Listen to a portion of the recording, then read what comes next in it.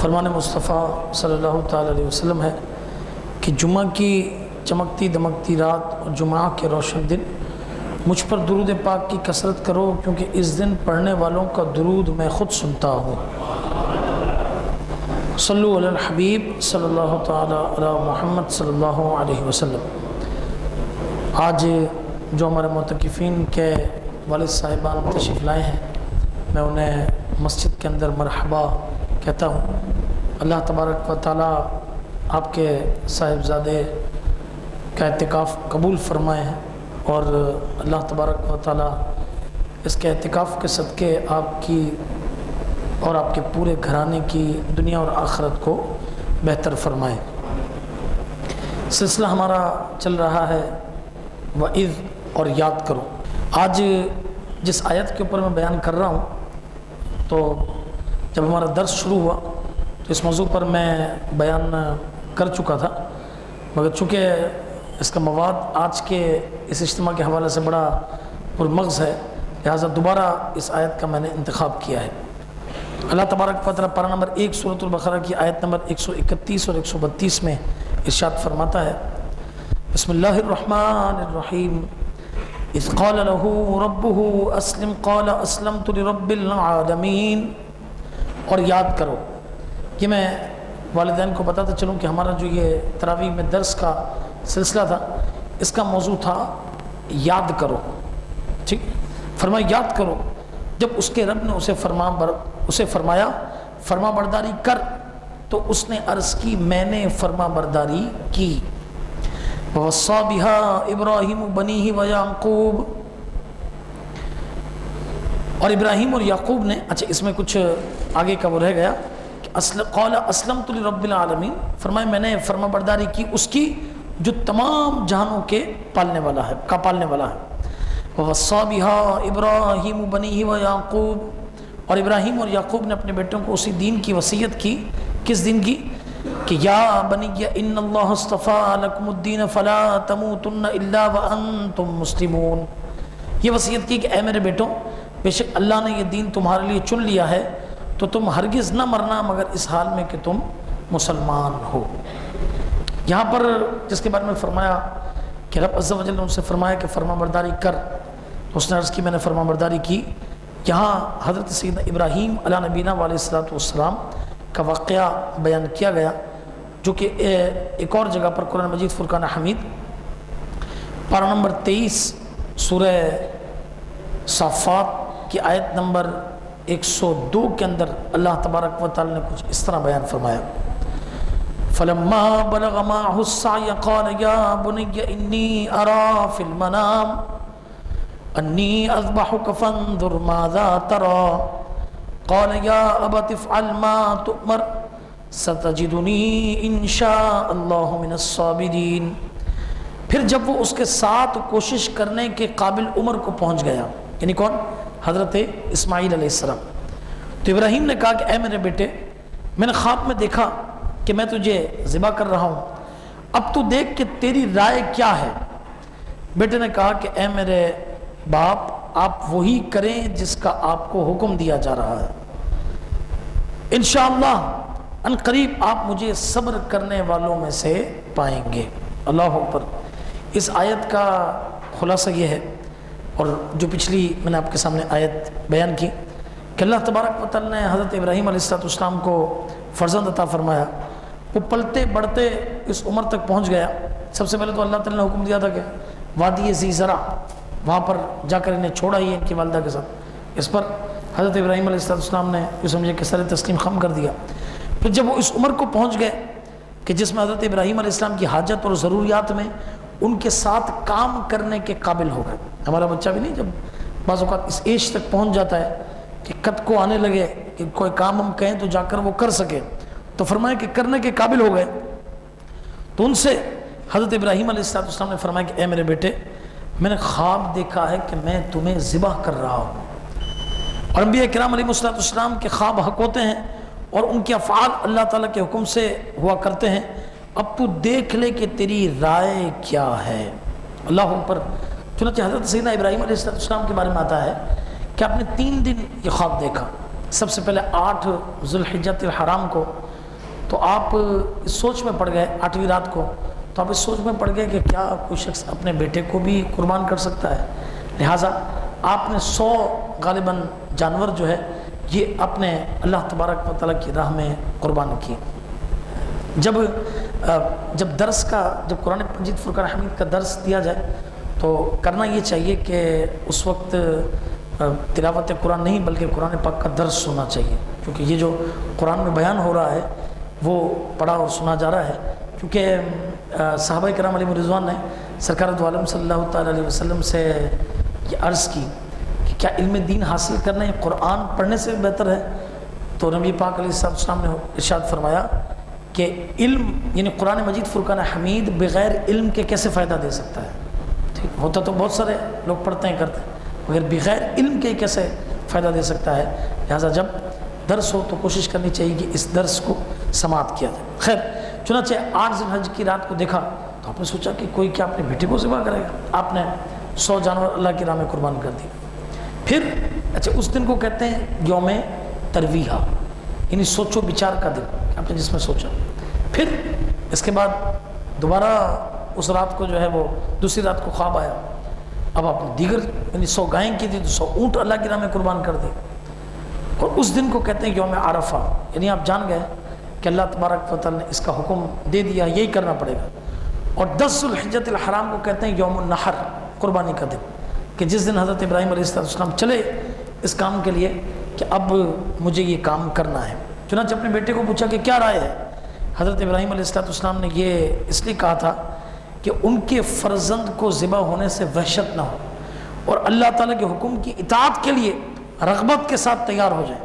چنانچہ اس فرزند ارجمند نے اللہ تعالیٰ کی رضا پر فدا ہونے کا کمال شوق سے اظہار کرتے ہوئے فرمایا کہ اے میرے باپ، آپ وہی کریں جس کا اللہ تعالیٰ آپ کو حکم دے رہا ہے، اگر اللہ تعالیٰ نے چاہا تو عنقریب آپ مجھے صبر کرنے والوں میں سے پائیں گے۔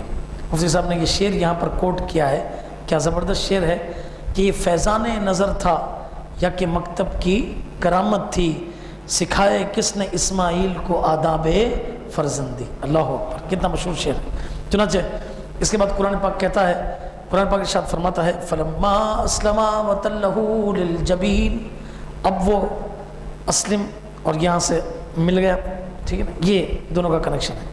تو جب ان دونوں نے ہمارے حکم پر گردن رکھی اور باپ نے بیٹے کو پیشانی کے بل لٹایا، اس وقت کا حال نہ پوچھ۔ اللہ اکبر۔ چنانچہ حضرت ابراہیم علیہ السلام اور ان کے فرزند نے اللہ تعالیٰ کے حکم کے سامنے سر تسلیم خم کر دیا، اور جب حضرت ابراہیم علیہ السلام نے اپنے فرزند کو ذبح کرنے کا ارادہ فرمایا تو ان کے فرزند نے عرض کی کہ اے والد محترم، اگر آپ نے مجھے ذبح کرنے کا ارادہ کر لیا ہے تو پہلے مجھے رسیوں کے ساتھ مضبوطی سے باندھ لیں تاکہ میں تڑپ نہ سکوں، اور اپنے کپڑے بھی سمیٹ لیں تاکہ میرے خون کے چھینٹے آپ پر نہ پڑیں اور میرا اجر کم نہ ہو، کیونکہ موت بہت سخت ہوتی ہے، اور اپنی چھری کو اچھی طرح تیز کر لیں تاکہ وہ مجھ پر آسانی سے چل جائے، اور جب آپ مجھے ذبح کرنے کے لیے لٹائیں تو پہلو کے بل لٹائیے گا، یعنی جن جن چیزوں کا ہم اہتمام کرتے ہیں نا، یہ سب حضرت سیدنا ابراہیم علیہ السلام نے کیا تھا، جن چیزوں کا ہم اہتمام کرتے ہیں قربانی کے جانور، ٹھیک ہے، تو پہلو کے بل لٹانے کی بجائے پیشانی کے بل لٹائیں، کیونکہ مجھے اس بات کا ڈر ہے کہ جب آپ کی نظر میرے چہرے پر پڑے گی تو اس وقت آپ کے دل میں رکت پیدا ہوگی، اور وہ رکت اللہ تعالیٰ کے حکم کی تعمیل اور آپ کے درمیان حائل ہو سکتی ہے، اور اگر آپ مناسب سمجھیں تو میری قمیص میری ماں کو دے دیں تاکہ انہیں تسلی ہو اور انہیں صبر آ جائے۔ حضرت ابراہیم علیہ السلام نے فرمایا اے میرے بیٹے، تم اللہ تعالیٰ کے حکم پر عمل کرنے میں میرے کتنے اچھے مددگار ثابت ہو رہے ہو۔ اس کے بعد فرزند کی خواہش کے مطابق پہلے اسے اچھی طرح باندھا، چھری کو تیز کیا، فرزند کو منہ کے بل لٹا کر ان کے چہرے سے نظر ہٹا لی، پھر ان کے حلق پر چھری چلا دی تو اللہ تعالیٰ نے ان کے ہاتھ میں چھری کو پلٹ دیا۔ اس وقت انہیں ندا دی گئی کہ قد صدقت الرؤیا، کہ اے ابراہیم تم نے اپنا خواب سچ کر دکھایا، اور اپنے فرزند کو ذبح کرنے کے لیے بے دریغ پیش کر کے اطاعت و فرما برداری یہ کمال، اس کو کمال تک پہنچا دی۔ بس اب اتنا کافی ہے، یہ ذبیحہ تمہارے بیٹے کی طرف سے فدیہ ہے، اسے ذبح کر دو۔ اور یہ واقعہ میدان منی کے اندر پیش آیا۔ اب یہ جو واقعہ ہوا کیا یہ اتنی آسانی سے ہو گیا؟ نہیں نہیں، شیطان تو آپ کو پتہ ہے یہ تو ہر جگہ روڑے اٹکاتا ہے۔ چنانچہ جب حضرت ابراہیم علیہ السلام نے گھر سے چلتے ہوئے ان کی زوجہ حضرت حاجرہ رضی اللہ تعالیٰ عنہا سے فرمایا کہ ابراہیم کو تیار کر دو، آج کہیں لے کر جانا ہے۔ چنانچہ انہوں نے تیار کیا۔ اس وقت حضرت سب سے پہلے، کیونکہ ماں کا دل جو ہے وہ ہوتا ہے، کہا کہ پتہ ہے کیوں تیار کروا رہے ہیں؟ اس لیے کروا، سب سے پہلے تو حضرت ابراہیم علیہ السلام کے پاس ہے، آپ کیا کر رہے ہیں؟ بیٹے کو ذبح کر رہے ہیں؟ کیا کوئی اپنے بیٹے کو اللہ کے حکم پر ذبح کرتا ہے؟ نہیں نہیں، اس طرح مت کیجیے، اس طرح نہ کیجیے۔ مگر آپ نے فرمایا کہ نہیں، اللہ کا حکم ہے، میں کروں گا۔ اس نے کوشش کی تو آپ نے اسے پتھر مارے، وہ بھاگ گئے۔ اس کے بعد حضرت حاجرہ رضی اللہ تعالیٰ عنہ کے پاس آیا، ان پر انہوں نے کوشش کی۔ اب عورت تو تھی، مگر انہوں نے کہا کہ کیا کوئی باپ اپنے بیٹے کو ذبح کر سکتا ہے؟ شیطان کے منہ سے نکل گیا، انہیں ان کے رب نے حکم دیا ہے۔ فرمایا بس اگر ان کے رب نے حکم دیا تو اس میں یقیناً ہمارے لیے کوئی بہتری ہوگی، اور آپ نے بھی پتھر مار کر اس کو بھگایا۔ پھر وہ حضرت اسماعیل علیہ السلام کے پاس آیا، نوجوان تھے، یعنی ایک چھوٹے ابھی لڑکے تھے، چنانچہ بالغ ہو چکے تھے۔ کہا کہ کیا کوئی باپ اپنے بیٹے کو قربان کر سکتا ہے؟ حضرت اسماعیل علیہ السلام کو جب اس نے یہ بات کہی تو آپ نے اس کے جواب میں یہ بات فرمائی، کہا کہ نہیں، ان کو اس کا حکم انہیں اللہ تبارک و تعالیٰ نے دیا ہے۔ بس حضرت اسماعیل علیہ السلام فوراً تیار ہو گئے، فرمایا رب عز و جل کا حکم ہے تو میں بالکل تیار ہوں۔ آپ نے بھی جو ہے اس پر کنکر مارے۔ چنانچہ اللہ تعالیٰ آپ کو حج نصیب کرے، اور اللہ کرے اسی سال نصیب کرے، ٹھیک ہے نا۔ تو یہ 3 جمرے ہیں، جمرہ عقبہ، جمرہ وسطیٰ اور جمرہ صغریٰ۔ پہلے جمرہ صغریٰ، عقبہ، پھر جو ہے نا وہ بڑا جمرہ، درمیانی چھوٹا بڑا، یہ 3 جمرے ہیں، ٹھیک ہے نا۔ تو یہ آ کر انہیں ہر سال حاجی پہلے دن 10 ذی الحجہ کو کتنے جمرے کو کنکری مارنی ہے؟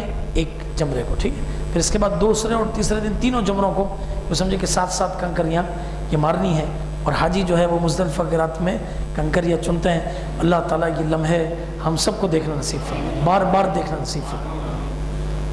یہاں پر یہ بات عرض کرتا چلوں کہ جب حضرت سیدنا جبریل امین علیہ السلام اللہ کے حکم سے جنت سے مینڈھا لے کر آ گئے، اور یہ چھری چل گئی اور دیکھا کہ یہ تو جنت کا مینڈھا کٹ گیا، چنانچہ آپ نے فرمایا اللہ اکبر اللہ اکبر لا الہ الا اللہ۔ چنانچہ حضرت اسماعیل علیہ السلام نے یہ عرض کی کہ اللہ اکبر، تو فرشتوں نے عرض کی وللہ الحمد، ان سب نے اللہ تبارک و تعالیٰ کا شکر ادا کیا۔ یہ ہو سکتا ہے کہ یہ جملے کسی اور نے کہے ہوں، یہ کسی اور نے جملہ کہا ہو، یہ کسی اور نے کہا ہو، بہرحال یہ جو تکبیر تشریق میں پڑھے جاتے ہیں یہ اسی وقت یہ بیان کیے گئے، یہ اسی وقت یہ کہے گئے، اور اللہ تبارک و تعالیٰ نے یہ کرم اور رحم فرمایا کہ وہ سمجھے کہ حضرت اسماعیل علیہ السلام کے بدلے میں ذبیحہ اللہ تبارک و تعالیٰ نے آسمان سے نازل فرما دیا، جنت سے یہ مینڈھا یہ نازل ہو گیا۔ اچھا، یہ جو میں نے آپ کے سامنے آیت تلاوت کی تھی، اس میں سب سے پہلے تو یہ اپنی گردن رکھنے کا ذکر ہے، جس میں اس واقعے کا ذکر تھا۔ اس کے بعد یہ ہے کہ وَوَصَّى بِهَا إِبْرَاهِيمُ بَنِيهِ وَيَعْقُوبُ، اور ابراہیم علیہ السلام اور یعقوب علیہ السلام نے اپنے بیٹوں کو اسی دین کی وصیت کی کہ اے میرے بیٹوں، بے شک اللہ نے یہ دین تمہارے لیے چن لیا ہے، تم ہرگز نہ مرنا مگر اس حال میں کہ مسلمان ہو۔ اس سے معلوم ہوا کہ والدین کو صرف مال کے متعلق وصیت نہیں کرنی چاہیے، بلکہ اولاد کو عقائد صحیحہ، اعمال صالحہ، دین کی عظمت، دین پر استقامت، نیکیوں پر مداومت، گناہوں سے دور رہنے اور اس سے نفرت، اس کی بھی وصیت یہ کرنی چاہیے۔ اولاد کو دین سکھانا اور ان کی صحیح تربیت کرتے رہنا یہ والدین کی ذمہ داری ہے۔ نبی کریم صلی اللہ تعالیٰ علیہ وسلم نے ارشاد فرمایا، حضرت انس رضی اللہ تعالیٰ عنہ اس حدیث کے راوی ہیں، کہ اپنی اولاد کے ساتھ نیک سلوک کرو اور انہیں اچھے ادب سکھانے کی کوشش کرو، ٹھیک ہے نا۔ تو سب سے پہلے بات کیا کہ صرف یہی نہیں کہ اولاد کو یہ آئے کہ یار یہ کتنا چھوٹا بچہ ہے، اس کو پتہ چل گیا دیکھو یہ 50 کی نوٹ ہے، 100 کی نوٹ ہے، ارے بھائی یہ تو بڑا ہوگا تو ویسے ہی پتہ چل جائے گا، ٹھیک ہے نا۔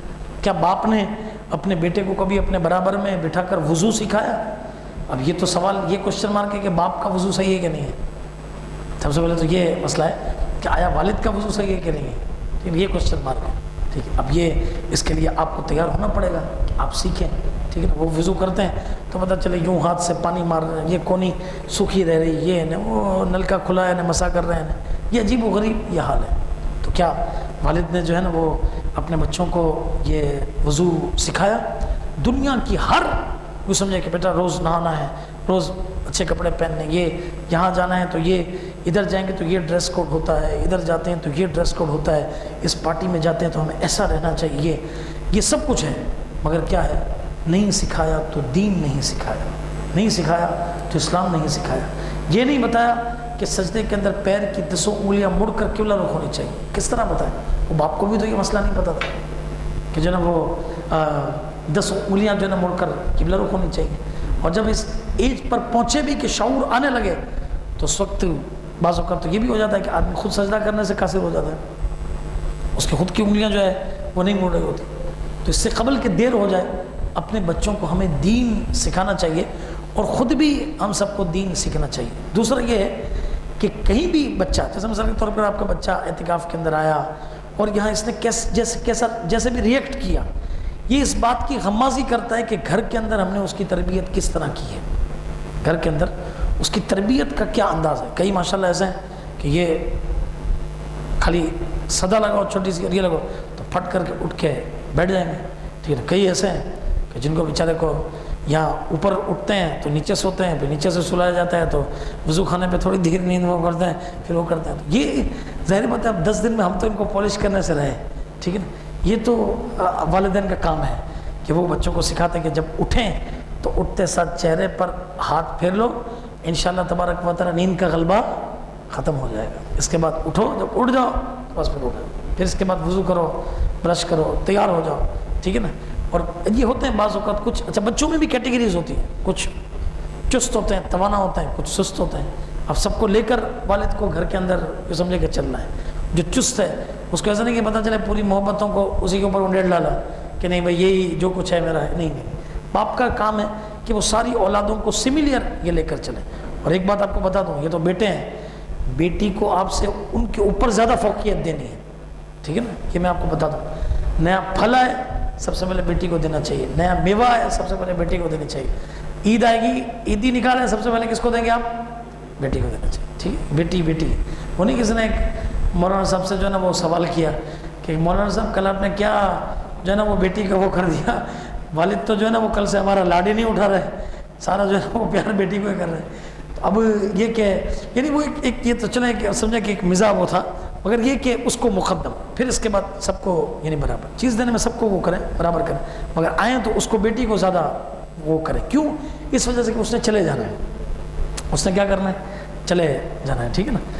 میمن میں کہتے ہیں کہ وہ چھوکڑا جو ہے نا پڑوسی ہوں, یہ جو ہے نا وہ ظاہر بات ہے کوئی معاملات ہوتے ہیں, بچے لڑکے زیادہ ہوتے ہیں, کسی کو آگے بھیجنا پڑتا ہے, یہ تو یہ جو ہے نا وہ ظاہر بات ہے الگ ہو جاتے ہیں, الگ رکھتے ہیں. اور الگ رکھنے کے اندر جو ہے نا کوئی بری بات نہیں ہے, کوئی مسئلہ نہیں ہے. گھر کے اندر جھگڑے اور یہ سارے جھنجھٹ اور پنچات, اس سے تو بہت زیادہ بہتر یہ ہے کہ جو ہے نا وہ لڑکا الگ رہ جائے, الگ رہ جائے, اور جو ہے نا وہ آپ کے یہاں ہے, آپ اس کی خیر خواہی کریں, آپ ان کے یہاں جائیں, وہ آپ کی خیر خواہی کریں. یہ بیسٹ ہے, اس کے اندر کوئی حرجہ نہیں, کوئی مسئلہ نہیں. امیر سنت نے فرمایا نا کہ میں نے تو شروع پہلے دن سے سب کے گھر الگ الگ, سب کے الگ الگ کر, اس میں کوئی حرجہ نہیں, ٹھیک ہے. اس میں یہ ضرور ہے کہ بڑا سکون ہو جاتا ہے, زندگی بڑی امن کے ساتھ یہ گزرتی ہے. میں تو یہ میرے بچے تو ابھی چھوٹے چھوٹے ہیں, میں ان کو ہنستا ہوں کہ یار شادی ہوں گی نا تو تمہارے کو تو پہلے دن سے الگ کر دیں گے, ٹھیک ہے نا. تو یہ کہ یہ رکھ دینا چاہیے جھنجھٹ فری. پھر یہ ضرور ہے کہ آپ کے اندر حوصلہ اور اسٹیمنا کہ میرے جیسا ہو کہ فون کر کے بولے کہ بھائی پھٹافٹ یہ چیز لے کے آ جاؤ, ٹھیک ہے نا. تو یہ آپ کے اندر یہ آپ اپنے اندر پیدا کریں, ٹھیک ہے نا, کہ کوئی چیز وہ ہو, یہ اس کو آرڈر ہونا چاہیے, اور اولاد کو چاہیے کہ وہ اس آرڈر کو کیا کرے, مانے, بالکل اس کو مانے. چنانچہ فرمایا کہ حضرت عبداللہ بن عمر رضی اللہ تعالیٰ عنہ نے کہ ایک شخص, نبی کریم علیہ السلام نے ایک شخص سے فرمایا کہ اپنے بچے کی اچھی تربیت کرو, کیونکہ تم سے تمہارے اولاد کے بارے میں پوچھا جائے گا کہ تم نے اس کی کیسی تربیت کی اور تم نے اسے کیا سکھایا.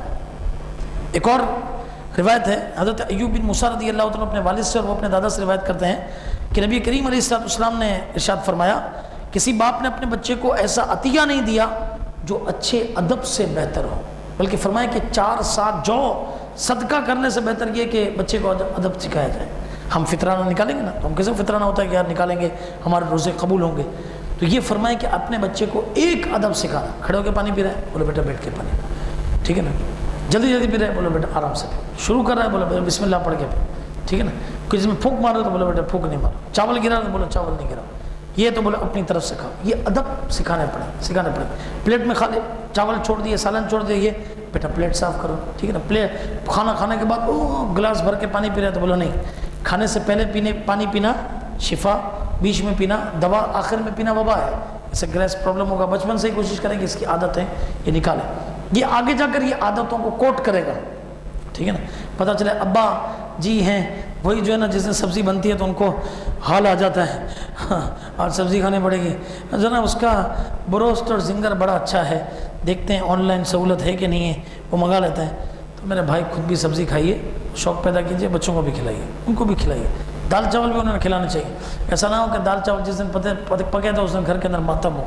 آج بڑا مسئلہ ہے گھر کے اندر دال چاول پکے ہیں, باہر سے کوئی چیز نہیں. یہ نہیں, جس طرح یہ سب ہنس مسکرا رہے ہیں اس طرح تو یہی سمجھ آتا ہے کہ یہ دال چاول اور سبزی کو تو کبھی کبھی گھر میں انٹری کا شرف ملتا ہوگا, اور ملتا بھی ہوگا تو بڑے لوگ ہی اس کے اوپر یعنی وہ فیضیہ بھی کرتے ہوں گے. باقی تو نوجوان تو کہاں, وہ بولے مجھے بھوک نہیں ہے, مجھے بھوک نہیں ہے. پتہ ہے باہر سب چیز مل جائے گی, ٹھیک ہے. تو یہ بھی چیزیں جو ہے نا یہ سکھانی چاہیے اپنی اولاد کو. مفتی احمد یار خان نعیمی رحمۃ اللہ تعالی فرماتے ہیں اچھے ادب سے مراد کیا ہے. اس سے مراد بچے کو دیندار. پہلے جب ہم ماحول میں آئے تھے نا تو جو نا وہ میرے والد صاحب سے لوگ مل کے بولتے یار بچے کے سمجھایا ودارے ڈیپ پکے نہیں ونو, ڈیپ نہیں ونو. میرے والد صاحب بالکل صفا چٹ, داڑھی نہیں, وہاں قطر سے بینک سے ہو کے آئے تھے, اور یہاں جب انہوں نے مجھے دیکھا کہ یہ تو شلوار قمیض اور براؤن امامہ, سب براؤن امامہ ہوتا, براؤن امامہ, اور میں تو والد صاحب کو ایئرپورٹ پہ السلام علیکم کیسے ہیں, ٹھیک ہے, میرے سے وعدہ کریں. ارے بولا بھائی گھر جا کے لے لینا وعدہ, نہیں ابھی کریں. اور کیا بولے یہ مجھے جو ہے نا وہ اجتماع میں ہم جاتے ہیں حبیبیہ مسجد سے, مجھے گاڑی میں بٹھاتے نہیں ہیں گلزار بھی کہ نہیں آپ چھوٹے ہیں, آپ کے ابو ساتھ نہیں ہیں, بس آپ کو میرے ساتھ چلنا ہے اجتماع. بولا ہاں میں چلوں گا اجتماع میں, چلوں. خیر ہم گھر پہنچے تو غالباً ایک یا 2 دن بعد جمعرات تھی. میں تو والد صاحب کو لے کے گلزار بھی اجتماع میں کتنا عرصہ میرے والد صاحب مجھے جو ہے لاکت سے, اچھا اجتماع جب قریب آ گیا نا تو انہوں نے آنا چھوڑ دیا. تو میں نے کہا لو بھائی قریب آ گیا تو اور آنا چاہیے. بولا بس وہ جتنا مجھے کرنا تھا میں نے کر لیا ہے, خود جاؤ, ٹھیک ہے نا. تو یہ میں پہنچ جاتا تھا, پھر بھی کبھی کبھی چکر لگا دیتے اجتماع میں. اب خوش نصیب ہے ماشاء اللہ آپ کے والد صاحب یہاں پر آئے. لیکن پچھلے سال میرے والد گرامی کا انتقال ہو گیا. نہیں وہ نہیں, اس سے پہلے تک وہ آتے تھے, کئی لوگوں سے, کئی اسلامی بھائیوں سے ملاقات بھی یہ کی ہے. تو بات دراصل یہ ہے کہ اپنی اولاد کو دینداری سکھانا. مجھے یہ یاد ہے کہ جب میں نے پہلی مرتبہ حبیبیہ مسجد میں جمعہ کی نماز پڑھائی تو میرے والد صاحب جو ہے نا وہ سکتے کی حالت میں ایسے گھر پہ گئے تھے. میرے والدہ نے بولا کہ کیا ہوا؟ بولا آج فضیل نے حبیبیہ مسجد میں جمعے کی نماز پڑھائی. مجھے یقین نہیں آ رہا کہ کوئی جو ہے نا وہ یہ کوئی دھراجی والا وہ کہ ایک بغدادی بہن نے پڑھائی تھی پہلے اور ایک اس کے بعد میں نے پڑھائی. تو بولو یہ جمعے کی نماز پڑھائی. اب تو ماشاء اللہ خیر کافی سارے ہو گئے, تو یہ جمعے کی نماز پڑھائی. تو یعنی یہ ایک کتنا بڑا اعزاز ہے. یہی کیا اعزاز ہے کہ وہ کمائے, کھلائے, لائے. ارے دین کو کیا ہماری زندگی کے اندر کوئی انوالومنٹ نہیں ہے, کوئی اہمیت نہیں ہے, کوئی جو ہے نا وہ سمجھے کہ اس کا وہ مطلب اس کا ہم اس کو کوئی نمبر نہیں دیں گے. نہیں, اصل نمبر ہی دینداری کے ہے. دیندار ہوگا تو انشاءاللہ تبارک و تعالی. آپ دیکھیں کسی بھی یہ جتنے بھی اولڈ ہاؤسز ہیں اس میں کسی بھی جو ہے نا مفتی اسلام کا والد نہیں پڑھا ہوا ہوگا, اس میں کسی عالم دین کا والد نہیں پڑھا ہوگا, اس میں کسی حافظ قرآن کا والد نہیں پڑھا ہوگا, اس میں کسی مسجد کے امام کا والد نہیں پڑھا ہوگا, اس میں کسی مسجد کے مؤذن اور مسجد کے خادم کا والد اس میں نہیں ہوگا. اس میں وہ ہوگا کہ جس کے باپ نے اپنے بچے کو سب طریقے سے سکھایا ہوگا, بہت بڑا آدمی بننا ہے, چارٹر اکاؤنٹ فلاں, بس دنیا دنیا دنیا, دین میں ڈیپ نہیں, دین میں ڈیپ نہیں, دین میں ڈیپ نہیں. اس نے اپنے والد کی بات کو ایسا کیا کہ اس کو ڈیپ کے اندر اتار ڈالا. آپ یہاں رہیے, یہ آپ کی جگہ اولڈ ہاؤس میں رہیے. یہ سب کچھ اپنے ہی ہاتھوں کے کرتوت. سچ ہے کہ بولے کام کا انجام ہو رہا ہے. تو کیا فرمایا؟ دیندار, متقی, پرہیزگار بنانا. اولاد کے لیے اس سے اچھا عطیہ کیا ہو سکتا ہے کہ یہ چیز دین و دنیا میں کام آتی ہے. ماں باپ کو چاہیے کہ اولاد کو صرف مالدار بنا کر دنیا سے نہ جائیں، انہیں دیندار بنا کر جائیں، جو خود انہیں بھی قبر میں کام آوے، کہ زندہ اولاد کی نیکیوں کا ثواب مردے کو قبر میں بھی ملتا ہے۔ وہ واقعہ مجھے یاد آ گیا، آخری واقعہ سنا کر اپنے بات کو ختم کرتا ہوں۔ میرے پاس مواد تو بہت سارا ہے، بہت سارا جو ہے نا، بہت ساری چیزیں ہیں، مگر آج ہم نے یہ سوچا ہے کہ جو معتکفین ماشاءاللہ اعتکاف انہوں نے کیا ہے، ان کو ہم جو رمضان مبارک کا تحفہ دیتے ہیں وہ بھی آج ہی دے دیں گے انشاءاللہ تعالی، تاکہ جو والدین کے آئے ہیں ان کے ساتھ ان کا تحفہ بھی یہ گھر پہ چلا جائے۔ چنانچہ ایک بزرگ رحمۃ اللہ تعالیٰ علیہ سفر کرتے کرتے ایک قبرستان کے قریب سے گزرے، رات ہو گئی، سو گئے، تو کیا دیکھتے ہیں کہ مردے جو ہے وہ سب کے سب یہ اٹھ کھڑے ہوئے اور کوئی چیز اکٹھا کر رہے ہیں، مگر وہ بزرگ دیکھ رہے ہیں کہ ایک شخص جو ہے وہ قبر کے اندر آرام سے بیٹھا ہے۔ تو پوچھا کہ آپ کچھ اکٹھا نہیں کر رہے؟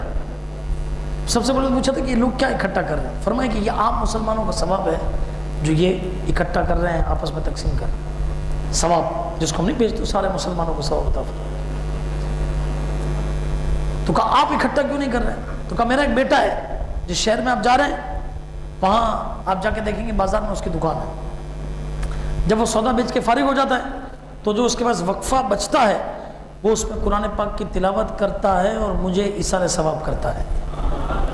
اس کا اتنا ثواب مجھے پہنچتا ہے کہ مجھے اور کوئی ثواب اکٹھا کرنے کی ضرورت نہیں ہے۔ اللہ اکبر۔ چنانچہ وہ بزرگ اس شہر میں پہنچے، ڈھونڈ کر اس دکان پہ گئے تو کیا دیکھا کہ خوبصورت نوجوان یہ کچھ چیز فروخت کر رہا ہے۔ جیسے ہی وہ ڈیلنگ سے فارغ ہو گیا تو اس نے جو ہے وہ قرآن پاک پڑھنا شروع کر دیا بیٹھ کر۔ اللہ اکبر۔ وہ بزرگ گئے اور کہا کہ مبارک ہو، تیرا پڑھا ہوا قرآن تیرے باپ کو قبر میں اتنا کام آ رہا ہے کہ اسے اور کسی ثواب کی حاجت ہی نہیں ہے۔ اب کچھ عرصے بعد دوبارہ وہ بزرگ رحمۃ اللہ تعالی سفر پر گئے، اسی قبرستان سے گزرے، سوئے، وہی خواب دیکھا کہ اس بار سب یہ ثواب اکٹھا کر رہے ہیں، اس بار وہ بزرگ بھی ثواب اکٹھا کر رہے ہیں۔ اچھا حضرت کیا ہوا؟ آپ کے بیٹے نے ایصال ثواب کرنا بند کر دیا؟ بات دراصل یہ نہیں ہے، بات یہ ہے کہ میرے بیٹے کا انتقال ہو گیا ہے اور اب ہم پیچھے کوئی بھی ایسا نہیں بچا کہ جو ایصال ثواب کر سکے، لہٰذا اب مجھے ایصال ثواب کرنے والا کوئی نہیں۔ اللہ ہو، تو اب جو عام مسلمانوں کو ایصال ثواب ہوتا ہے اس سے مجھے بھی یوں سمجھو کہ حصہ ملتا ہے۔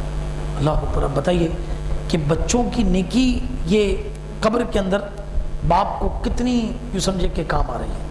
اور دوسرا میں آخری نصیحت کروں کہ اگر آپ یہ چاہتے ہیں کہ آپ کی اولاد درست رہے تو آپ کو یہ دیکھنا پڑے گا کہ اس کا دوست کیسا ہے۔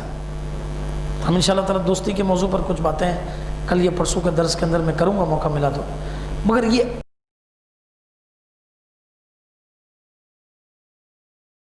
والدین کو دیکھنا ہے کہ دوست کیسا ہے۔ اس کو آپ یوں سمجھیں کہ حضرت علقمہ اطاردی رحمۃ اللہ تعالی علیہ نے اپنی وفات کے وقت اپنے بیٹے کو وصیت کرتے ہوئے فرمایا، بزرگوں نے اپنے بچوں کو انتقال کے وقت بھی وصیتیں کی، کیا فرمایا کہ اے بیٹے، جب تمہیں لوگوں کی مجلس اختیار کرنا پڑے، یعنی کسی کے ساتھ تمہیں رہنا پڑے، دوست بنانے پڑے، تو ایسے کی صحبت اختیار کرنا کہ جب تو اس کی خدمت کرے تو وہ تیری حفاظت کرے۔ یہ نہیں کہ وہ ایک طرف سے خدمت جاری ہے اور دوسری طرف جو ہے نا وہ اس کو ہر کام میں یوز کرے، اور جب اس کا وقت ہے تو بولے یار وہ میرے پاس ٹائم نہیں ہے۔ فرمایا کہ ایسے کو اختیار کرنا کہ جب تو اس کی خدمت کرے تو وہ تیری حفاظت کرے۔ دوسری بات کیا فرمائی؟ اگر تو اس کی مجلس اختیار کرے تو وہ تجھے زینت دے۔ یہ نہیں کہ آپ دوسرے دوستوں کے ساتھ مل کے کہ چلو ذرا آج اس کی باری لینی ہے، آج اس کی جو ہے نا وہ فلم چڑھاتے ہیں، آج اس کی جو ہے نا ذرا اس کو لگاتے ہیں، اس کے ساتھ دیکھو کیسا جوک ہوا، آج اس کا مذاق اڑاتے ہیں۔ یہ نہیں، اس کی حفاظت کر۔ اگر تجھے کوئی مشقت پیش آئے تو وہ برداشت کرے۔ ایسے کتنے دوست ہوتے ہیں کہ آدمی کو مالی دیگر معاملات یہ پیش آتے ہیں تو کتنے لوگ جو سمجھے کہ ساتھ دینے والے کھڑے ہوتے ہیں، بلکہ کئی مرتبہ ایسا ہوتا ہے کہ اگر کسی کو مالی نقصان یا کچھ معاملہ ہو جائے تو دوست یہاں آگے پیچھے ہو جاتے ہیں کہ یار یہ کیا پیسہ نہ مانگیے، یہ کہ ہم سے پیسہ نہ مانگے۔ ارے پیسے مانگ بھی لیے تو نہیں ہے تو منع کر دے بھائی، میری گنجائش نہیں ہے، ٹھیک ہے، مگر کم از کم ایک مورل سپورٹ تو یہ ہو نا۔ وہ بزرگ سمجھا رہے ہیں کہ ایسا ہے، ایسے دوست کو پکڑنا۔ اچھا فرمایا کہ جب تو بھلائی کے ساتھ اپنا ہاتھ پھیلائے تو وہ بھی اپنے ہاتھوں کو پھیلا لے۔ اگر تم میں کوئی اچھائی دیکھے تو اسے شمار کرے کہ نہیں یار یہ اس کا ریگارڈ ہے، یہ اس نے کیا تھا۔ اگر برائی دیکھے تو اس سے روکے، अल्लाह अकबर। वो नहीं एक बुजुर्ग रहमतुल्लाह ताला अलैह का ये वाक़या भूल गए कि दो दोस्त थे, दोनों नौजवान, दोनों नेक थे। दोनों ने सोचा हम पहाड़ में जाके अल्लाह की इबादत करेंगे। इस तरह पहले के दौर में हुआ करता था, पहाड़ों में लोग जाकर अल्लाह की इबादत करते। खाने का वक्त आया, एक ने दूसरे से कहा कि क्या करना है। उसने कहा ठीक है मैं जाके खाना ले आता हूँ। चलो जो दोस्त खाना लेने के लिए गया, अल्लाह अकबर, उसकी नज़र एक औरत पर पड़ी और वो उसके घर के नीचे आकर बैठ गया कि अब मुझे तो इसके साथ ही ब्याह करना है, या अल्लाह ताला माफ़ फरमाए। अब वो दोस्त जो कार में था इंतज़ार करता रहा, वो इंतज़ार करके निकला, मार्केट आया, उसे पता चला कि यार ये तो ये मसला हो गया। पूछता पाछता वो पहुंचा उस औरत के घर के पास, तो देखा कि उसका दोस्त तो उसकी याद के अंदर तड़प रहा है। तो कहा तुझे क्या हो गया है? अब वो जो दोस्त जिसको इश्क का भूत सवार था, उसने इसको पहचानने से इनकार कर दिया, भाई तू कौन है, अपने काम से काम रख। वो चले तो गया, मगर उसने किसी के साथ पैगाम भिजवाया कि मेरे दोस्त से कह देना कि जब तक तू उसकी मोहब्बत अपने दिल से नहीं निकाल देगा, मैं खाने का एक लुकमा भी नहीं खाऊंगा। और दोबारा गार के अंदर वो चले गए। अब आने वाले ने उससे कहा कि भाई तू यहाँ जिसके इश्क के अंदर वो है, वहाँ देख तेरा हकीकी दोस्त कैसा है कि जो तेरे बारे में क्या कह रहा है। जैसे ये बात उसके कान में पड़ी, गोया यूँ समझो कि उसके चेहरे, उसकी आंखों से पर्दा हट गया और उसने कहा ये मुझे क्या हो गया था, मैं कहाँ पड़ गया था। वो अपने दोस्त के पास गया और जाकर जो है उससे माफ़ी मांगी और दोनों ने अल्लाह तबारक व तआला की इबादत करना दोबारा शुरू कर दी। अगर वो हमारी तरह कोई होता और कहता था पाके करो, भले लगता है लग जाए, अपने अल्लाह की इबादत करते, नहीं, उसके लिए उसकी फ़िक्र की, उसके लिए सोचा किया। आप वो बुज़ुर्ग को रहमतुल्लाह अलैह को भूल गए कि वो जो फरमाते हैं कि मेरे 70 दोस्त हैं, मैं हर एक का नाम लेकर अल्लाह के हुजूर सजदे में जाकर उसके लिए दुआ करता हूँ। तो कोई एक भी ऐसा दोस्त बनाया आपने? अगर नहीं बनाया ना तो ये सवाल या निशान है। ये तो मैं नहीं बोलूँगा सारों को छोड़ दो, ये बोलेंगे क्या भाई ये दोस्तियाँ ख़त्म करा रहे हैं, क्या कर रहे हैं। मगर ये माँ बाप का काम है कि देखे कि कौन ये किसको जो है ना वो औलाद किसको दोस्त बना रही है। फरमाया कि अगर कोई बुराई देखे तो उसे रोके, उस आदमी से दोस्ती इख्तियार करना कि जब तू उससे कुछ मांगे तो वो तुझे दे, और अगर तू खामोश रहे तो तुझे खुद ब खुद दे दे। वो ऐसा हो कि जो ज़रूरत पड़ने से पहले जान जाए कि इसको किस चीज़ की ज़रूरत है, वो उसे पेश कर दे। अगर तुझे कोई परेशानी लाक हो तो वो गमखारी करे। उस आदमी की सोबत इख्तियार करना कि जब तुम बात कहो तो तुम्हारी बात की तस्दीक करे, अगर तुम किसी काम का इरादा करो तो तुम्हें अच्छा मशवरा दे, और अगर तुम दोनों में इख्तिलाफ हो जाए तो वो तुम्हारी बात को तरजीह दे। आप दोस्तों के अंदर झगड़ा हो जाता है, कोई है ऐसा जो कहे कि नहीं यार मेरा दोस्त जो कह रहा है ना वो सही है, वो तो सबको अलग बुला के वो अलग बुलाएगा, वो अलग बुलाएगा, देखो यार ये मसला हो गया, क्या मैं सही नहीं कहता था? अच्छा अब वो जो दोनों तरफ खेलने वाले हो गए, हाँ बिल्कुल आप ही सही कहते थे। जब वो बुलाएगा तो उसकी भी जाके चाय पियेंगे और बोलेंगे मैंने सही नहीं कहता था, अरे तुम ही सही हो, वो तो ऐसा ही है बिल्कुल। तो ये जो है ना कि बीच के फसादी भी बड़े मतलब मामला करते हैं। तो ये चाहिए कि ये वालिदैन का काम है कि अच्छे दोस्तों को जो है ना वो अच्छे दोस्त से आपकी आखिरत बनेगी। बुरा कोई भी एक आध दोस्त ये पड़ जाएगा ना, वो समझें क्या बड़ी बुराई के अमी गड़े के अंदर ये गिर जाएंगे। अल्लाह तबारक व तआला ये हम सब की आज की हाज़िरी को अपनी बारगाह में कबूल फरमाए, और हम सब ने जो कुछ सुना उसे याद रखकर अमल की तौफीक अता फरमाए। आमीन बिजाहि नबी अमीन सल्लल्लाहु तआला अलैहि वसल्लम। इंशाअल्लाह ताइफ